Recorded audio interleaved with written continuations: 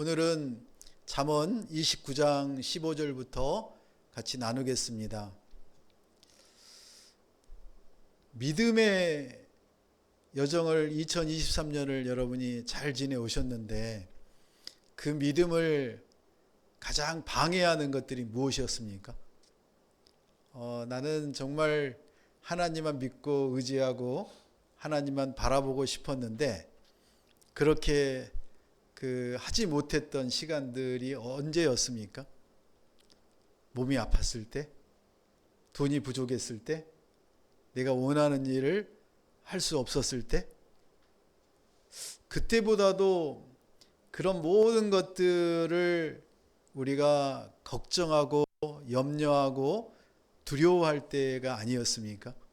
그래서 우리 오늘 말씀해 보니까 믿음의 반대말을 불신앙이라고 하지 않고 뭐라고 하느냐면 두려움이라고 했더라고요.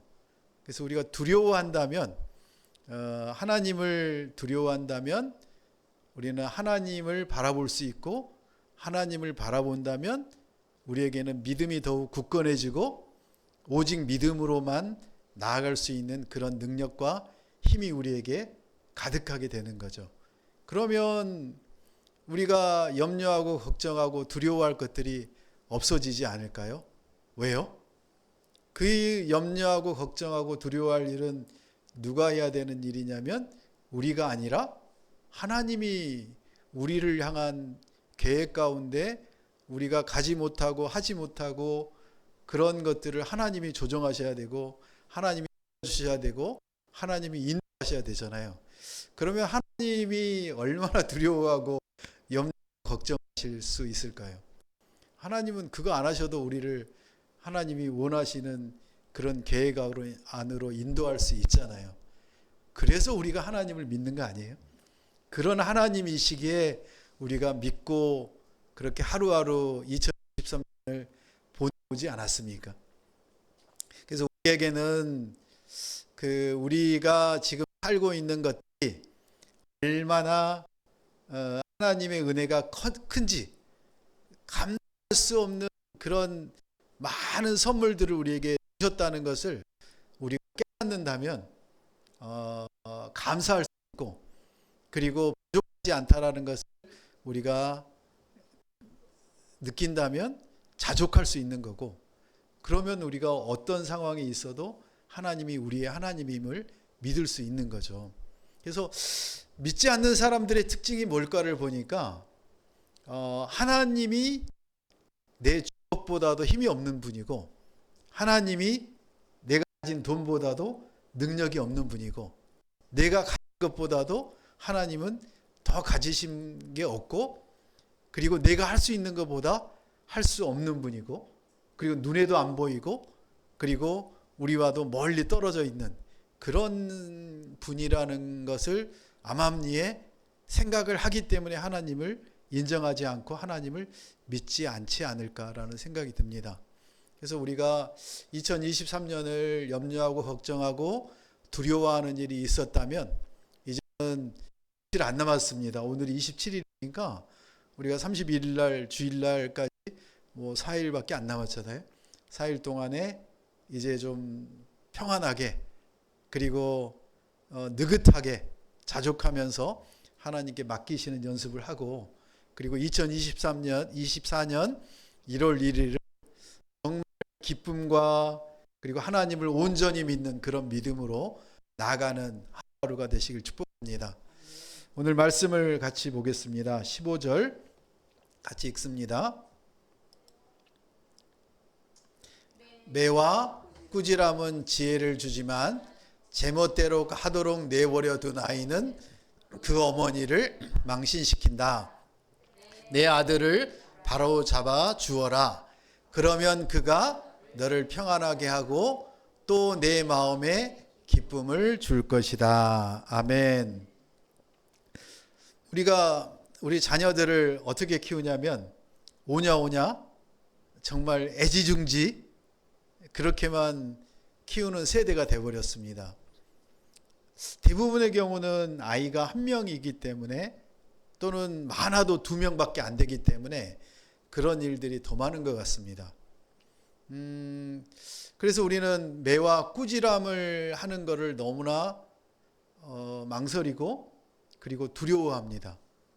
우리가 그 매와 꾸지람을 줄 수 있는 시기가 있습니다. 태어나면서부터 그 늦어도 유치원 때까지는 우리 아이들에게 매와 꾸지람과 훈계를 통해서 바로잡을 수 있는 시간이 그때입니다. 그런데 그때를 많이 놓치는 것 같습니다. 우리 도서관에 오는 아이들을 제가 보니까 선생님들과 부모님들이 그 자녀들에게 지금까지 어떻게 해왔는지를 아이들이 와서 하는 말과 행동을 보면 금방 느낄 수 있는 것 같아요. 또 특별히 혼자가 아니라 여러 명 중에 한 명이다 보니까 그것들을 금방 더 빨리 느낄 수 있는 것 같아요. 근데 요즘 도서관에 오는 아이들의 대부분의 특징들이 뭐냐면 천방지축, 그리고 자기 원하는 대로 안 되면 거기서 그냥 악을 쓰고, 그리고 분노하고, 그리고 어쩔 줄 몰라하는 그런 모습이 많습니다. 그런데 그런 아이들이 초등학교 1, 2학년 정도까지는 그래도 짧은 기간 안에 한 6개월, 짧으면 한 2, 3개월 만에 그래도 평정이 되고 그 아이들과 어울릴 수 있는 단계까지 오는 것 같아요. 근데 이게 3학년, 4학년, 5학년, 9학년으로 올라가면 올라갈수록 거의 불가능한 상태가 돼버리고, 그리고 교회도 마찬가지지 않습니까?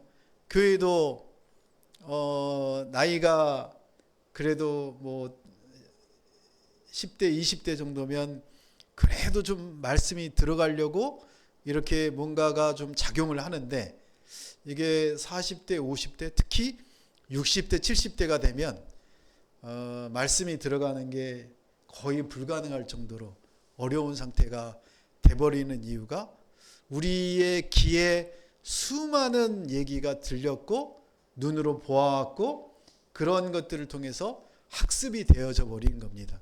그래서 어떤 복음을 전해도 하나님이 당신을 사랑합니다, 하나님이 정말 이 세상에 계시고 이 땅을 창조하셨고 우리를 눈동자와 같이 보호하시고 우리와 항상 함께 하십니다 라고 얘기를 했을 때 뭐라고 얘기하느냐 하면 놀고 있네, 놀고 있네, 어디가 하나님 있어? 보여봐 라고 얘기를 하는 건방진 사람이 있는가 하면 속으로 또 망설이는 사람도 있습니다. 정말 있나? 있다면은 저 나쁜 놈들이 저렇게 계속 살아갈 수 있도록 놔두시나? 저 불쌍한 사람들을 어떻게 좀 빨리빨리 보호해 주시지 않으시나? 왜 저렇게 전쟁들이 끊이지 않고 수많은 사람들이 죽어가도록 놔두시나? 뭐 이런 생각을 할 겁니다. 그런데 우리의 3차원적인 그리고 우리의 경험을 통해서 우리가 그거를 아는 것이라고 하는 것은 너무나 불가능합니다. 우리가 아는 정도만 아는 하나님이라고 하면 우리가 그 하나님을 믿을 이유가 없잖아요. 근데 우리의 모든 생사화복을 이미 계획하고 계시고 우리가 이 땅에서 살아갈 만한 모든 것들을 준비하시는 그런 분이 하나님이시라는 것을 안다면 우리는 그 하나님을 인정하게 되고 하나님의 존재가 있다는 것을 알게 되고 우리를 사랑하시는 분이라는 것을 인정할 수밖에 없게 되는, 그게 믿음 아닙니까? 그래서 우리는 꼭 교회를 나와서 예배를 드리는 사람만이 구원받고 믿음이 있다라고는 그렇게 단정할 수가 없는 겁니다. 왜냐하면 그동안에 많은 사람들을 만나고 그리고 많은 복음을 들으면서 그 많은 또 믿음의 선진들을 통해서 믿음으로 살아가는 사람들을 보면서 하나님이 계시는구나. 그리고 언젠가는 나도 교회를 나가서 그리고 그렇게 하나님을 온전히 믿고 싶다라는 마음을 가진 사람들이 의외로 많다는 것입니다. 그런데 왜 교회를 당장 못 나올까요? 왜 당장 못 나오냐면 너무나 현실에 묶여 있고 그 현실을 이렇게 뚫고 나오기가 너무나 어려운 겁니다. 우리가 달걀에서 병아리가 이렇게 튀어져 나올 때 그 껍질을 벗기고 나오는 그게 너무나 힘들다고 합니다. 그거와 마찬가지 아닐까요? 그러면 그거를 도울 수 있는 사람이 누굽니까? 바로 여러분이십니다. 성도들인 거죠. 그러면 이런 질문들을 많이 해요. 그런 하나님이 다 그냥 알아서 하시고 강권적으로 너 이렇게 끌고 나와서 하게 한다 그러면 그게 되지 않냐라고 하는데, 하나님은 그러신 분이 아니시잖아요. 우리에게 자유의지를 주시고 우리의 손과 발과 머리로 우리가 판단해서 결정해서 그렇게 하나님께 나오게 만드시는 분이 하나님이시지, 로봇처럼 그렇게 우리를 만들어서 원하시는 대로 그렇게 하시는 분이 하나님이 아니시라고 얘기하죠. 그러면 이제 이런 사람들이 있습니다. 꼭 굳이 교회를 가야 돼? 그냥 온라인으로 예배 드리면 되지. 그리고 하나님을 그냥 믿기만 하면 되지. 굳이 그 많은 성도들하고 교회를 가서 그렇게 믿어야 돼라고 얘기를 합니다. 며칠 전에도 어젠가 그제 어제네요. 어제도 지나가는 교수가 그런 얘기를 하더라고요. 왜 꼭 교회를 가야 돼? 라고 얘기를 해서, 교회는 하나님이 계시는 곳이지만 성도들이 한 사람 한 사람 모여서 그 공동체가 이루어지고 그 공동체가 바로 교회입니다. 건물이 교회가 아니라 서로 간에 함께 모여서 믿음을, 관계를 맺어가고 하나님과의 깊은 관계로 그렇게 나아가는 것이 그게 교회입니다라고 얘기했더니 많이 들어본 얘기라고 이렇게 얘기를 하더라고요. 그래서 우리가 공동체라고 하는 거, 교회라고 하는 거에 대한 개념이 이제는 건물이 아니라 정말 믿는 사람들이 모여서 서로를 위해서 격려하고 서로를 위해서 기도하고 그렇게 함께 나가는 그런 격려와 힘이 솟아나는 그런 공동체로 계속 나아가기를 축복합니다. 그럴 때 교회에서나 집에서나 자녀들이나 아랫사람들에게 우리가 함부로 책망을 하거나 꾸지람을 하거나 훈계를 하거나 이게 쉽지 않다는 것입니다. 그래서 우리 자녀들이 이제 청소년이 되고 또 대학생이 되고 어른이 되면 그 부모들이 자녀들의 눈치를 봅니다. 그래서 한마디 훈계를 하고 잘못을 지적하면 당장 그 자녀들의 입술에서 행동에서 나타나는 게 그 부모나 그 꾸짖는 선생을 어떻게 합니까? 잡아 죽일 듯이 눈을 휘비며 그리고 말을 아주 악하게 하는 친구들이 있습니다. 그런 자녀들이 있습니다. 그런 제자들이 있습니다. 그걸 감당하기가 쉽지 않습니다. 그래서 우리는 그것들이 여기 15절 17절에서 얘기합니다. 매와 꾸지람은 지혜를 주지만 제멋대로 내버려둔 아이는 누구를 망신시킨다고? 그 어머니를 망신시킨다고 합니다. 그래서 우리가 그 아이를 정말 지혜로 그리고 훈계로 자라게 하려면 어떻게 해야 되는가? 정말 필요한 게 있습니다. 그 아이들을 바로 잡아 주라고 하는데 어떻게 바로 잡아 줄까? 그 아이를 바로 잡아 주고 그리고 정말 사람답게 살 수 있도록 만들어 줘야 우리의 사명이 이 땅에서 아주 중요한 사명 중에 하나가 되는 겁니다. 그 시기가 언제냐고요? 유치원 때까지라고요. 늦어도 초등학교 1, 2학년 때까지라고요. 그래서 우리는 아이가 태어나면 그 걷지도 못하는 아이를 안고 그리고 걸으면 손을 잡고 그리고 유치부에 유아부에 그렇게 힘들게 아이들을 데려다 놓고 그렇게 말씀을 듣게 하고 그 아이들과 서로 놀게 하는 이유가 뭐냐? 우리 자녀들을 말씀으로 바로잡으려고 하는 겁니다. 우리가 바로잡는 게 아니라 누가 바로잡게 하느냐면 하나님이 그 자녀들을 바로잡게 하려고 우리가 그 힘든 어려운 과정을 하는 겁니다. 왜냐고요? 하나님이 우리에게 자녀를 주시고 그 자녀를 그렇게 양육하라고 하셨기 때문에 우리는 그렇게 함으로 인해서 하나님이 양육해 가신다는 겁니다. 그래서 17절에 이렇게 얘기합니다. 그러면 그가 너를 평안하게 하고 내 마음에 기쁨을 줄 것이다. 우리가 평안하지 않는 이유는, 기쁨이 없는 이유는, 그렇게 키웠던 자녀들이 우리에게 그냥 눈을 눈을 막 이렇게 둥글둥글 뜨고 화를 내고 그리고 험한 말을 하면 그게 우리가 평안한 게 아니라 불안하고 두렵고 그리고 기쁨이 사라지는 그런 삶을 살 수밖에 없다는 것입니다. 그래서 우리는 그 어려서부터 아이를 가르칠 때 정말 혼내고 그리고 꾸지르고 훈계하고 그렇게 해야 되는데, 그런 것들을 못했다면 이제라도 어떻게 해야 될까요? 우리 아이들이 이제 청년이 되고 또 어른이 되었다면 그 자녀들을 어떻게 우리가 그렇게 바로 잡아서 정말 인간답게 하나님이 바라시는 그런 인품을 가지고 살아갈 수 있도록 만들어 주실까요? 훈계만이 능사가 아니라고 합니다.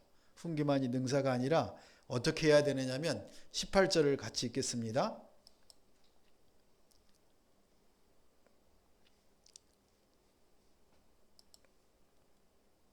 시작. 계시가 없으면 백성들은 망하나 율법을 지키는 사람은 복이 있다. 단순한 말로는 종을 가르칠 수 없다. 이는 그가 알아듣는다 해도 따르지 않기 때문이다.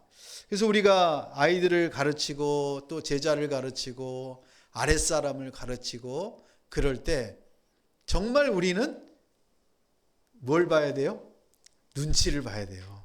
그래서 그런 나쁜 눈치가 아니라 더 쉽게 얘기하면 지혜로워야 된다는 거예요. 어떻게 지혜로울 수 있을까? 우리가 올바른 길로 이끌어 주려면 그 자녀들을 향해서 우리가 먼저 말씀으로 변화가 되어야 되는 거예요.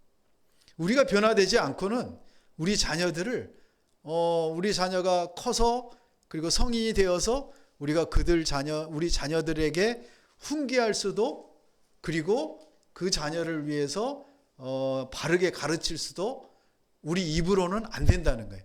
이미 그 시기는 지나버린 거예요. 그러면 우리는 그 자녀들을 바르게 가르칠 수 있는 이제 남아있는 유일한 한 가지는 뭐냐면 우리가 변화되어서 그 자녀들에게 모범을 보이는 거예요. 모델이 되는 거예요.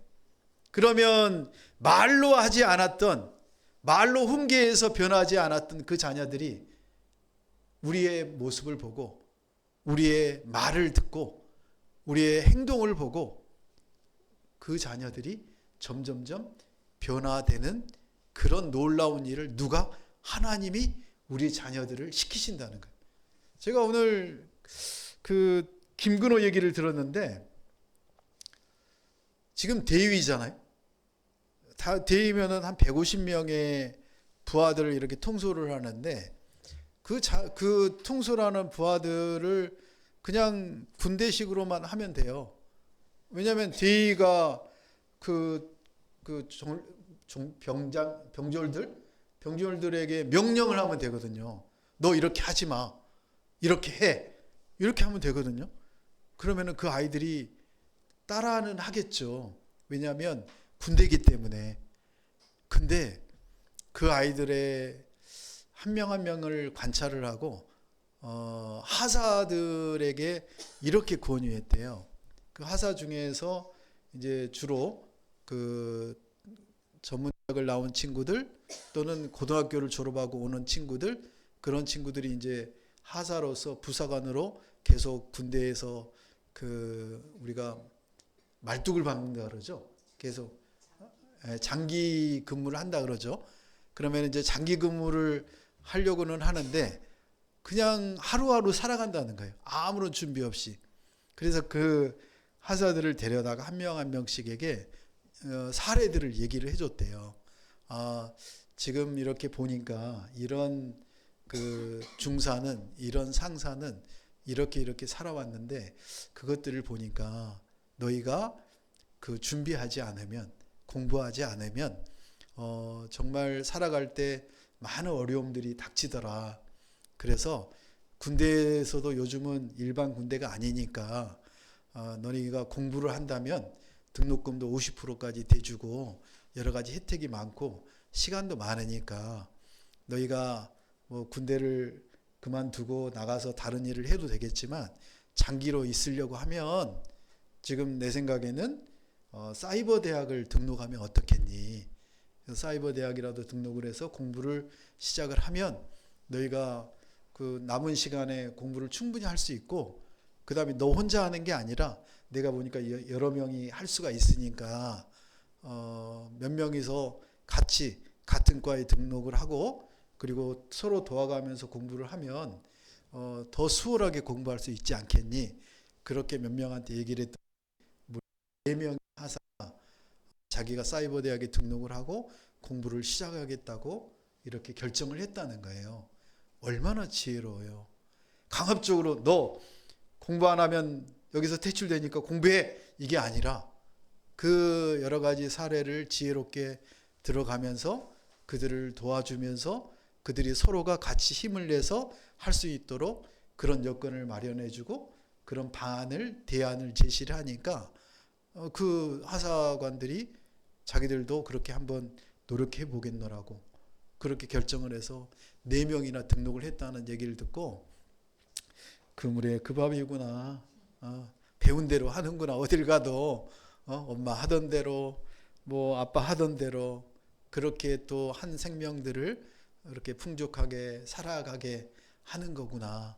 그냥 단순한 말로 그 부하들을 가르치는 게 아니라 정말 알아들을 수 있도록 사례를 들어가면서 하나님이 주시는 지혜로 그들이 살아낼 수 있는 방법을 그들에게 알려주고 그 길을 열어주고 또 방법을 제시해서 함께 갈 수 있도록 해주니까 그 하사들이 얼마나 잘 이렇게 또 김근호 대위를 따라가겠어요. 믿겠어요. 하나님을 믿는 것보다 더 쉬운 게 뭔지 아세요? 바로 앞에 있는 사람을 믿는 거예요.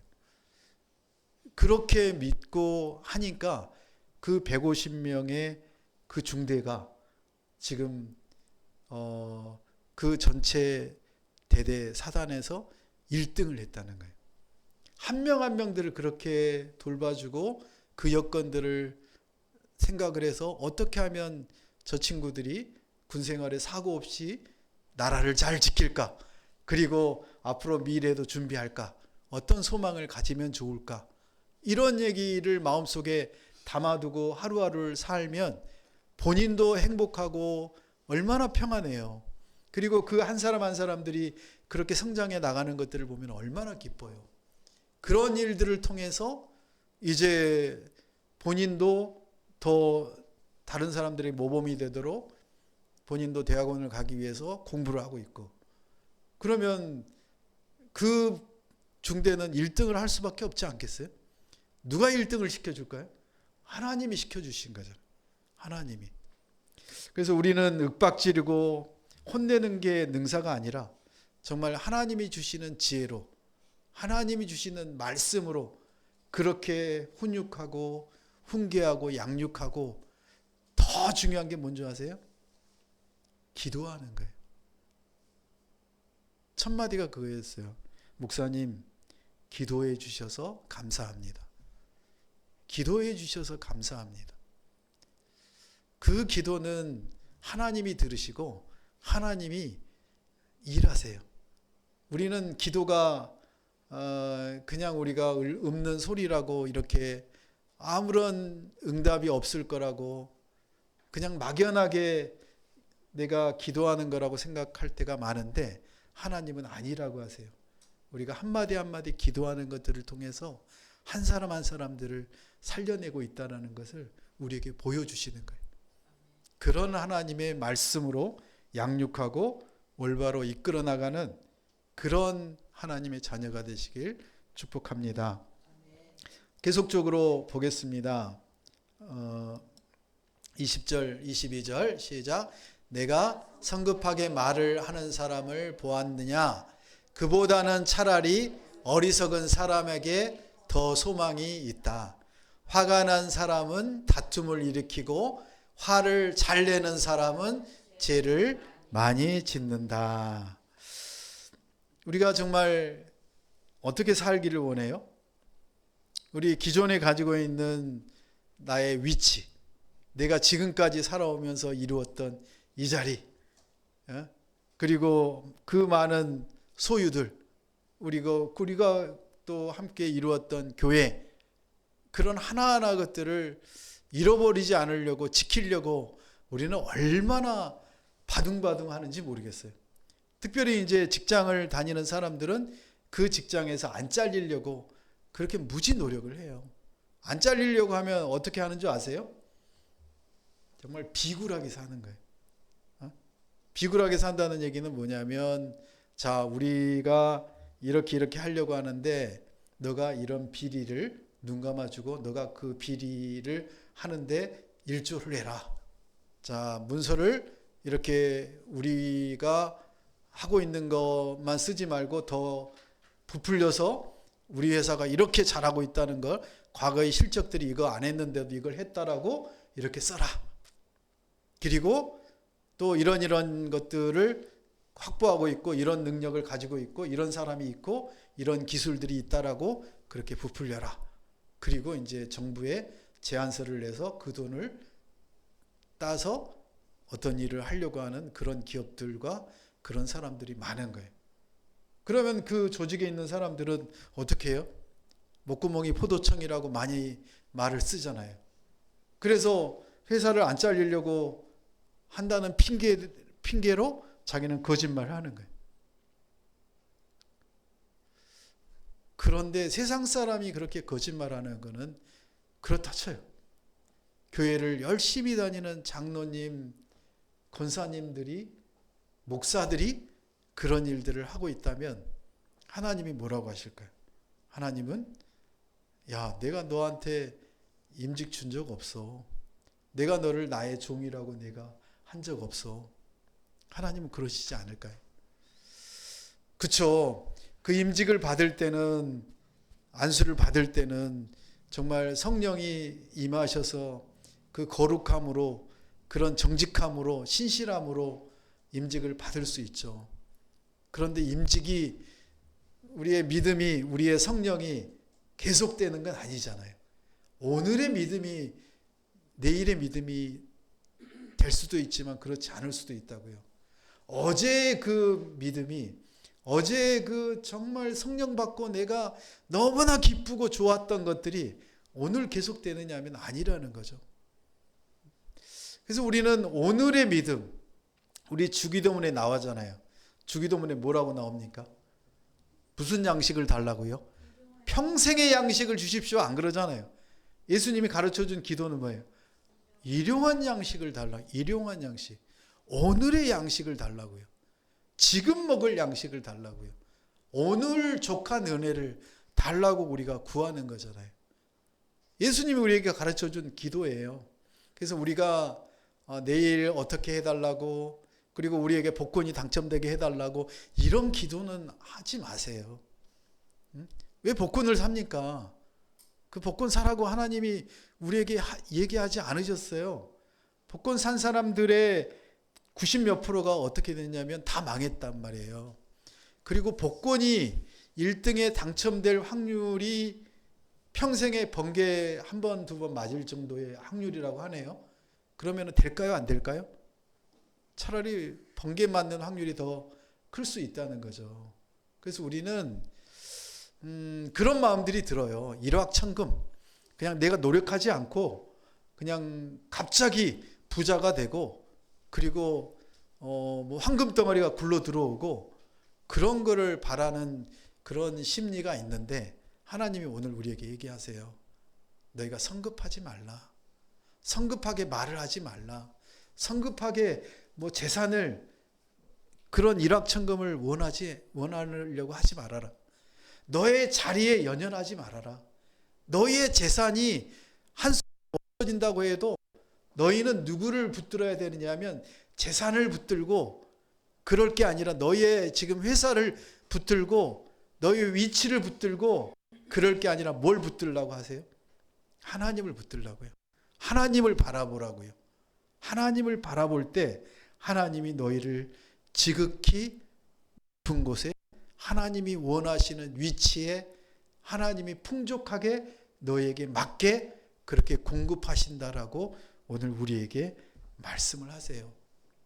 화가 난 사람은 다툼을 일으키고 화를 잘 내는 사람은 죄를 많이 지을 수밖에 없어요. 왜 우리가 화가 날까요? 제일 큰 것 중에 하나가 뭐냐면 내 마음대로 안 될 때, 나를 그냥 깔아뭉갤 때, 그럴 때 우리가 화를 냅니다. 그럴 때조차도 우리가 화를 안 낼 수 있는 방법이 뭐냐면 내가 하나님을 너무나 화나게 했는데 나의 죄로, 나의 행동으로, 나의 말로 하나님을 너무나 비참하게 만들었는데, 그런데도 하나님은 우리를 너무너무 사랑하셔서 하나님의 그 독생자 예수 그리스도를 우리에게 보내셔서 우리를 죄에서 구원하시고 그리고 영원한 생명을 주셨다는 이 놀라운 은혜가 얼마나 큰지를 우리가 안다면, 그러면 우리는 그 어떤 상황에서도, 어떤 비난에서도, 어떤 손해를 보는 순간에서도 우리는 화를 내지 않고 분노하지 않고 평안할 수 있도록 하나님이 우리를 지켜주신다고 오늘 말씀하세요. 우리가 성급하게 말을 하지 않고, 그리고 오직 하나님만 바라보고 분노하지 않고 그렇게 평안함을 유지하고 기쁨을 유지하는 그런 하나님의 자녀로 살아가시길 축복합니다. 23절 24절 같이 읽습니다. 사람이 교만하면 낮아지지만 겸손한 마음을 가진 사람은 영광을 얻는다. 도둑과 어울리는 것은 자기 영혼을 미워하는 것이니 저주하는 소리를 들어도 변명할 수 없다. 하나님은 오늘 우리에게 얘기합니다. 너는 누구니? 너는 누구니? 너의 존재가 뭐니? 김종서 씨인가요? 존재의 이유? 존재의 이유. 그 존재의 이유의 가장 키워드는 뭐죠? 왜 존재하세요? 너가 있기 때문에 내가 존재한다. 너를 위해 내가 존재한다. 뭐 그런 얘기들 아니었어요? 하나님이 우리를 이곳에 있게 하신 이유가 있다는 거예요. 하나님이 기흥 온누리에 우리가 있게 있어야 되는 이유를 하나님이 말씀하세요. 우리가 우리 가정에 내가 있어야 되는 이유를 하나님은 정확하게 우리에게 말씀하셨고, 우리가 우리 직장에, 학교에 있어야 되는 이유를 우리에게 정확하게 말씀하셨어요. 그런데 우리는 그 존재의 이유를 깨닫지 못하면 우리가 얼마나 잘났는지, 내가 얼마나 이것을 잘하는지, 그리고 이 사람 저 사람들을 위해서 얼마나 내가 많은 희생과 노력을 했는지, 그런 것들을 가지고 내가 한순간에 무너지게 만들어버려요. 그게 뭐냐면 우리가 교만한 거예요. 우리가 하나님을 바라보고 하나님을 위해서 일하는 게 아니라 누구를 위해서 일한 거예요? 나를 위해서 일한 거예요. 나를 위해서. 돈을 위해서 일한 거예요. 우리의 직장은 하나님이 주신 사명지지 돈벌이 수단이 아닌 거예요. 그 직장은 하나님이 우리를 그곳에 보내신 하나님의 대사로서 그 자리에 우리가 가 있는 거지, 우리는 그곳에 가서 우리의 자아를 실현하고 그리고 돈을 많이 벌어서 내가 부자가 되려고 하는 그곳이 직장이 아니라는 거예요. 그런데 우리는 착각을 해요. 내가 조금 높아지고 내가 돈을 많이 받고 높은 위치에 올라가면 어떻게 하냐면 군림하려고 하고, 그리고 그 아랫사람들을 깔보고 그리고 명령하고 그러는 거예요. 그런데 그래도 교회를 다니는 장로님들, 집사님들, 권사님들은 어떠냐면 말이 좀 바뀌어요. 어떻게 바뀌어요? 상대방을 어떻게 하면 살려낼까? 그 안에 생명이 살아날 수 있도록 하려면 내가 어떻게 해야 될까? 나의 말과 나의 행동을 더욱 조심하고 하나님이 말씀하신 대로 겸손한 마음과 그리고 섬기는 마음으로 살아가려고 더욱더 노력해요. 내 힘으로가 아니라 성령이 매일마다 주시는 능력으로 그거를 감당할 수 있도록 우리가 그 안에 애를 쓰는 거예요. 그게 바로 기도 아닙니까? 그게 생활의 기도고 삶의 기도고 그게 우리가 해야 될 일이라고 하나님은 우리에게 그곳에 우리의 마음을 주시는 거 아닙니까? 하나님은 모든 필요를 아시고 우리에게 가장 적절한 때에 가장 풍성하게 채워주신다고 우리에게 약속하셨어요. 그게 뭐냐면 너희가 그것들을 너희가 하려고 하지 말고 누구에게 맡기라? 하나님께 맡기라. 심지어는 뭣도 맡기라고 해요? 복수하는 것도 맡기라고 해요. 우리가 어떤 상황을 보고 요즘에 그런 거 있잖아요. 여러분 오늘도 저는 몇 번이나 그런 마음이 들었는데 차를 운전하고 가다 보면 갑자기 끼어들고 막 화를 나게 하는 그런 그 운전자들이 많아요. 그럴 때 여러분 어떤 생각이 드세요? 요즘 많이 하던데요. 카메라로 사진을 찍어가지고요. 아니면 블랙박스에 자동으로 찍히잖아요. 그 찍힌 거를 바로 빼다가 어떻게 하냐면 인터넷 그 다음에 앱에다가 넣어서 그냥 신고하면 바로 딱지가 날라와요. 얼마나 통쾌해요. 그러면 그 사람들이 변화할 거라고 생각하고 그런 마음들이 들거든요. 그 마음이 들 때 여러분 그 행동을 하시면 안 돼요. 어떻게 하냐고요? 기도하셔야 돼요. 그리고 내 마음을 다스려야 돼요. 그거는 누가 하실 일이에요? 하나님이 하실 일이에요. 그래서 우리가 그 사람들을 그렇게 계속 올리고 한다고 해도 그 사람이 변화되느냐? 절대 변화되지 않아요. 우리는 해야 될 일이 그 사람들을 위해서 기도하고 그런 화가 그 사람에게서 떠나가도록 그런 화를 만들게 하는 사단이 조종하지 못하도록 하나님 저 사람도 지켜주고 우리 자녀도 지켜주고 우리 성도들도 지켜주고 우리 안에 하나님의 성령의 능력이 넘치도록 해달라고 우리는 끊임없이 나아가는 거예요. 그럴 때 하나님이 우리를 더욱더 귀하게 사용하십니다. 마지막으로 25절 27절 읽습니다. 사람을 두려워하면 덫에 걸리지만 여호와를 의지하는 사람은 누구나 안전하다. 의인은 불의한 사람을 싫어하고 악인은 정직한 사람을 싫어한다. 너무나 우리에게 다가오는 얘기입니다. 악인이 많으면 어떻게 되나요? 주변에 힘있고 좀 그 깡패 같은 사람들이 많으면 우리가 어떻게 돼요? 두렵잖아요. 두렵고 뭔가 문제를 일으킬 것 같아요. 싸움이 일어날 것 같아요. 그러면 우리는 그런 악인들이 많은 데를 가야 되나요? 아니면 좀 부드럽고 섬기고 사랑하는 그런 사람들이 많은 곳을 가야 되나요? 여러분 전자를 가시겠습니까? 후자를 가시겠습니까? 전자를 가신다고요? 세상 속에서 세상 사람들과 정말 오늘은 무엇을 먹을까? 오늘은 어디를 놀러 갈까? 그런 사람들하고 어울리는 사람은 결국에는 뭐예요? 덫에 걸린다잖아요. 덫에 걸린대요. 두려움과 걱정과 근심 안에 들어간대요. 그러면 의인과 기쁨과 평안과 정말 섬기고 사랑하는 그런 사람들이 많은 곳은 어디예요? 딱 한 군데 있어요. 어디예요? 교회예요. 교회. 교회라고요. 아니 비교해 보세요. 뭐 교회 성도들이 싸우고 막 서로 힘들어하고 아무리 그래도 세상보다도 여기는 천국인 거예요. 그런데 왜 교회로 발걸음이 안 옮겨져요?